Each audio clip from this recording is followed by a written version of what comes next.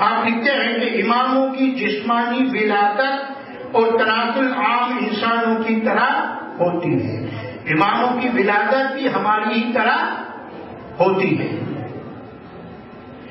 ان کے جسم خون گوشت والے ہوتے ہیں، عام انسانوں کی طرح ان کی پیدائش ہوتی ہے. اور حد سے بڑھ کر بات کرنے والے غلط کہتے ہیں کہ بھائی وہ خدا ہے، ان کو ہماری آنکھ دیکھ نہیں سکتی. یہ سب بیکار اور فضول اور غلط بات ہے. دائی معین شیرازی لکھتے ہیں کہ اولیاء اللہ بھی زمین کی مٹی سے پیدا ہوتے ہیں، ہماری طرح ان کی پیدائش ہوتی ہے. ان کے اجسام پر، ان کے جسم پر اچھے برے فساد، بننا بگڑنا حالات آتے رہتے ہیں. ان پر بھی تمام حالات آتے رہتے ہیں جس طرح ہمارے اوپر آتے رہتے ہیں. اسی طرح اماموں پر بھی بننا بگڑنا، خوشی غم سب حالات آتے رہتے ہیں. کھانے پینے پر ان کا آدھار رہتا ہے. جس طرح ہمارا کھانے پینے کا آدھار ہے، اسی طرح امامات پر اسی طرح آدھار کھانے پینے پر کا آدھار ان پر ہوتا ہے. درد و غم بیماری ان کو پہنچتی ہے اور آخر میں انتقال ہوتے ہیں. موت سب کے لیے ہے، کوئی ان سے بچ نہیں سکتا. آخر میں انتقال آتا ہے. غالی لوگ جو غلو کرتے ہیں، حد سے بڑھاتے ہیں، ان کو غلو کہتے ہیں، اور جو حد سے گھٹاتے ہیں کو غلو کہتے ہیں. غلو کرنا یعنی مولا علی کو اپنے مرتبے سے، کسی بھی امام کو اپنے مرتبے سے گھٹانا بھی غلط، اور مولا علی کو اپنے مرتبے سے بڑھانا، یعنی نصرانی لوگ مولا علی کو معاذ اللہ خدا کہتے تھے تو مولا علی کو اپنے مقام سے بڑھاتے تھے، تو یہ بھی غلط. اور جو مولا علی کو اپنے مقام سے گھٹائے وہ بھی غلط. تو جب جو مولا علی امامت کی اساس ہے تو اساس کو گھٹائیں گے بڑھائیں گے تو غلط. تو جب اساس میں جو نسل چلی آ رہی ہے اس کو بھی گھٹائیں گے بڑھائیں گے تو بھی غلط. آپ کی نسل میں قیامت تک جتنے امام ہیں ان تمام اماموں کی اپنے مرتبہ ہے، اپنی حد ہے. ان کو ہمیں نہ زیادہ حد سے زیادہ بڑھانا ہے اور نہ گھٹانا ہے. بالکل غلط. البتہ ان کے اجسام، ان کی صفائی، ان کے فضل و شرف کے سبب دوسرے انسانوں کے جسم سے ممتاز اور نرالے ہوتے ہیں. فرق صرف یہ ہوتا کہ ان کا جسم اعلیٰ اور افضل ہوتا ہے، کیونکہ جو چیز وہ دیکھ سکتے ہم نہیں دیکھ سکتے. ان پر وہی آ سکتی ہے، اللہ کا الہام ہوتا ہے. آگے پیچھے کیا ہونے والا وہ جانتے ہیں، ہم نہیں جان سکتے. بس یہ فضل شرف ان کو حاصل ہوتے جو ہمیں حاصل نہیں ہوتے. جس طرح پتھروں میں لال یاقوت معدنی حیثیت سے تو پتھر ہی ہوتے ہیں، جیسے فیروزہ ہے، لال یاقوت ہے، عقیق ہے، یہ تمام ایک حساب سے تو پتھر ہی ہے، لیکن ان کی پہچان ہوتی ہے کہ کون سا پتھر کس قسم کا ہے. یاقوت ہے، فیروزہ ہے، یہ ان کی پہچان ہے. اسی طرح اماموں کی بھی پہچان ہے. لیکن کان میں سے جب نکلتے ہیں تو ایک ہی شکل ہوتی، پتھر کی حیثیت ہی ہوتی ہے، عام انسانوں کے برابر ہے، مگر ان کا شک اور فضل حسب نسب سے ممتاز اعلیٰ اور افضل ہے. اب جب امام آپ کے والد ماجد امام کی پشت میں آتے ہیں تب ان کے آنے پیدا ہونے کی خوشخبری امام سناتے ہیں. 18ویں فاطمی امام مولانا مستنصر باللہ صلوات اللہ علیہ کے دو بیٹے امامت کے متعلق آپس میں بحث کر رہے تھے. مولانا مستنصر باللہ کے دو بیٹے امامت کے متعلق بحث ہوئی اور آپ کے سامنے آئے اور ہم دونوں میں سے کون امام ہے. ان دونوں میں سے ایک کا نام نزار تھا جس کو اسماعیلی آغا خانی کھوجے اپنا امام مانتے. ایک نزار تھا جو نزاری لوگ کھوجے امام مانتے. تو آپ نے فرمایا کہ تم بحث مت کرو، ابھی تم دونوں میں کوئی بھی امام نہیں ہے، تم دونوں اس بات پر جھگڑا نہ کرو کہ تم دونوں میں کوئی بھی امام نہیں ہے. اور آپ نے اپنے پشت کی طرف اشارہ فرمایا کہ ابھی تو امام یہاں، ابھی امام یہاں ہے. اور یہ تو اللہ کے اختیار کی بات ہے.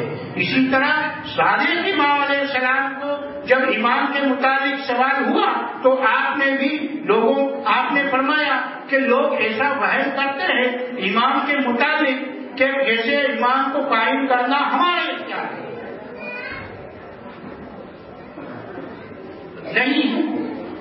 نہیں، خدا کی قسم، امام صادق علیہ السلام فرمایا کہ خدا کی قسم یہ تو خدا کے اختیار میں ہے، یہ خدا کا قول ہے کہ وہ رب کا یخلق ما یشاء و یختار ما کان لهم الخیر. اور تمہارا رب چاہے وہ پیدا کرے اور اختیار کرے، لوگوں کو اختیار کرنے کا کوئی حق نہیں. اب آپ اندازہ لگائیے کہ بعد رسول جن لوگوں نے دعویٰ کیا کیا ان کا دعویٰ صحیح تھا؟ یہ تو اختیار اللہ کے اختیار کی بات ہے، لوگوں کے اختیار کی بات نہیں ہے. اب جب امام پیدا ہوتے ہیں تو وہ کامل امام ہوتے ہیں، ناقص نہیں مانا. امام جب پیدا ہوتے ہیں مکمل امام پیدا ہوتے ہیں. نوزائیدہ بچہ امام تو اپنے والد ماجد کی طرح امام کی مثل ہی ہوتے ہیں.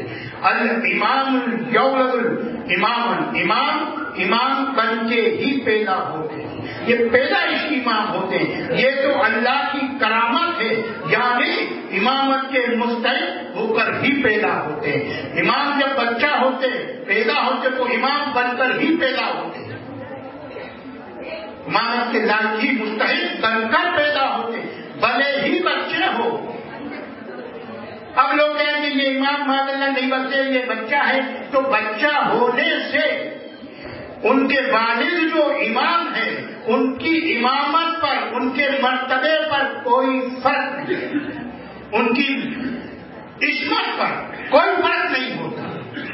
یہ فرق ہے. جس طرح کہ آدم نے ترک اولیٰ کیا، آدم کو حکم تھا جنت میں کہ فلاں فلاں چیز کو ہاتھ نہ لگانا ورنہ آپ معصیت میں کہلاؤ گے، ٹھیک نا. تو جب اللہ نے آدم علیہ السلام نے ترک اولیٰ کیا، جس چیز کو اللہ نے منع فرمایا تھا اس چیز کو آپ نے ہاتھ لگایا تو یہ معصیت ہوئی، یہ ترک اولیٰ ہوا. تو آدم علیہ السلام کی ترک اولیٰ سے آپ بتائیے کہ وہ اللہ جو غفور الرحیم ہے، جو رب العالمین ہے، ان کی ربوبیت پر، ان کی معبودیت پر ان کی بات کوئی فرق آیا؟ اللہ کے مرتبے میں کوئی فرق آ سکتا ہے؟ نہیں آ سکتا، کبھی نہیں آ سکتا. اسی طرح امام بھلے ہی بچہ ہو، اس بچہ ہونے میں امام کی عصمت پر، امام کے مرتبے پر اور اصول امامت پر کوئی فرق نہیں ہوتا. ایک مرتبہ سوال پیش کرنا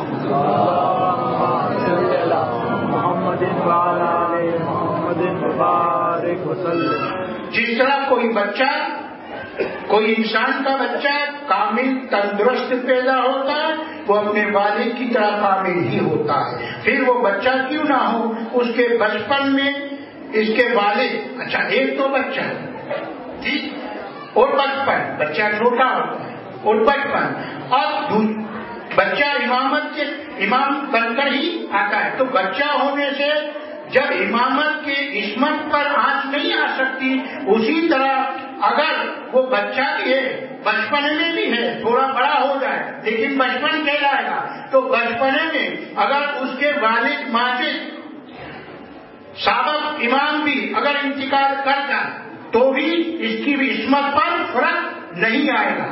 اور اگر وہ بچہ جو امام بن کر پیدا ہوا ہے، امامت کی امر ان کو سونپ دیا، اس پر نصبی ہو گئی، اگر وہ انتقال کر جائے اپنے والد کی موجود میں تو بھی پہلے والے امام پر کوئی آنچ نہیں آ سکتی. یاد رہے، کیونکہ اگر یہ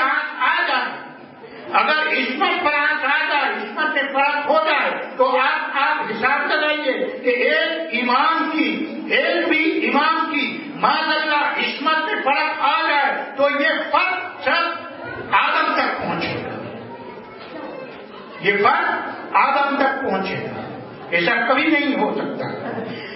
اب ظاہری دنیا میں کیا ہوتا ہے کہ وہ بچہ ہے جو امام ہے، اور امام نے اس بچے پر امر امامت کی نصب فرما دی، لوگوں کو بتا دیا کہ میرے بعد یہ میرا قائم مقام ہے، یہ منصوص علیہ ہے، میں نے اس پر نصب کر دیے۔ لیکن ظاہری دنیا والے اکثر امامت کے متعلق شک میں پڑ جاتے ہیں، تو ظاہری مملکت اور ظاہری شریعت اور دعوت کو کا نظام چلانے کے لیے امام حکمت کرتے ہیں۔ وہ کیا ہے کہ جو بھی بچہ ہے اس کے لیے کفیل مقرر کر جاتا ہے کہ یہ جو امام ہے، میں نے اس کا امر امامت سونپ دیے، لیکن یہ بچہ ہے تو اس کے لیے کفیل مقرر، کفالت کرنے والا، ان کی پرورش کرنے والا مقرر کیا جاتا ہے، اور ان کو تمام احکام سونپ دیے جاتے ہیں، ان کو وصیت ہوتی ہے امام کی طرف سے، سابق امام کی طرف سے کہ میرے بعد یہ مال ہے، اس مال سے اس بچے کی کفالت کرنا، اور جب یہ بچہ بالغ ہو جائے تو یہ اس کی وراثت اس کو سونپ دینا، امر امامت اس کو سونپ دینا، یہ وصیت ہوتی ہے۔ اسی شاکلت پر کسی امام کے بالغ ہونے سے پہلے اس کے بچپن میں ان کے والد ماجد صادق امام کے انتقال کا وقت قریب آ جائے، اس وقت آپ ایسے شخص کو اپنے نابالغ بیٹے امام کے لیے کفیل مقرر کرے، یہ کفیل اس کی پرورش کرے اور اس کی جگہ میں رہ کر ظاہری شریعت اور باطنی نماز، شریعت جیسے ظاہری شریعت اور نماز وغیرہ، خطبہ، عہد و میثاق، نجوہ، امور مملکت وغیرہ کی تبلیغ کرے، وہ دعوت کا نظام چلائے، اور ان کے ساتھ ہی تمام لوگوں کو یہ بتا دے جائے کہ میرے اور تمہارے امام یہ ہے، میں ان کی طرف سے تمام نظام چلا تھا، حتیٰ کہ وہ امام جو بچہ سے بالغ ہو جائے مملکت اور دعوت کے کام کاج خود سنبھالنے لگے۔ اسی طرح عمل کرنے سے عام پبلک اور دوسرے لوگوں کو اطمینان رہے، سبق کے امامت کے بید سے عام لوگ بے خبر ہوتے، امام کے بہت سے راز ہوتے، بید ہوتے، جس کو ہم لوگ سمجھ نہیں سکتے، وہ صرف امام ہی سمجھ سکتے ہیں۔